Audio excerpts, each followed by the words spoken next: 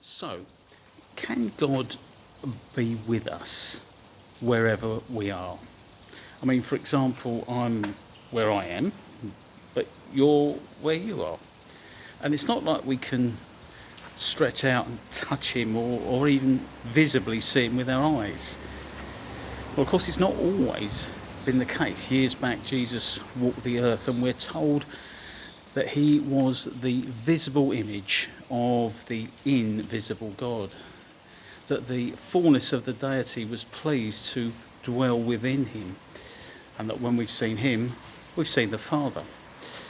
And as a Christian, I have no concerns about that at all, no problems. But of course, he could only be in one place at one time. He could only ever be with the people he was at any one time. And we can read all about that, particularly in the Gospels: Matthew, Mark, Luke and John. Now, towards the end of his time, he took his close compatriots to one side and he made a fantastic promise to them. He said, "I will be with you always, even unto the end of the age." But then he went and promptly got himself ascended back up into heaven, from whence he came. So what was that all about? Well, his bodily return, his physical return to heaven, was the release of something special. It triggered God sending his Holy Spirit back down to planet Earth in a new and exciting way.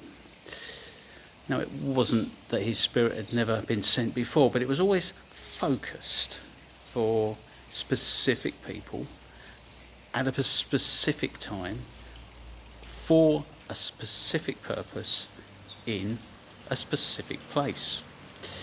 But now, well, on what we call the day of Pentecost in Jerusalem, something spectacular happened, and the Holy Spirit was poured out afresh, in the words of the prophet Joel, coming to life as a new thing on all people, men, women and children. And we can read all about that in the Acts of the Apostles.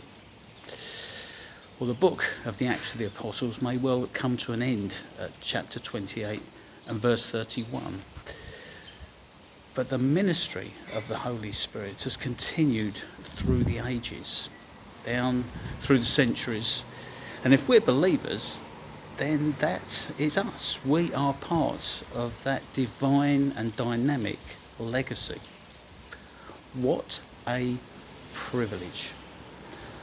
But like any privilege comes a responsibility.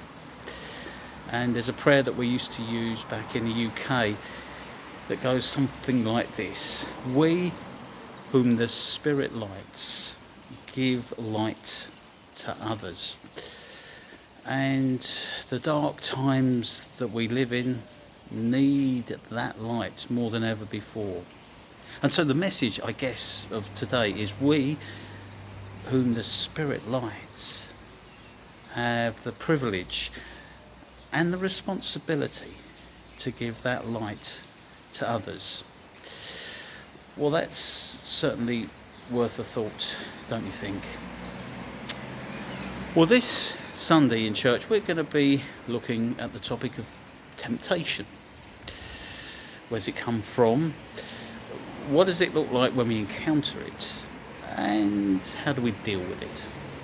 But for now, do keep yourself safe, stay well, and thank you for listening.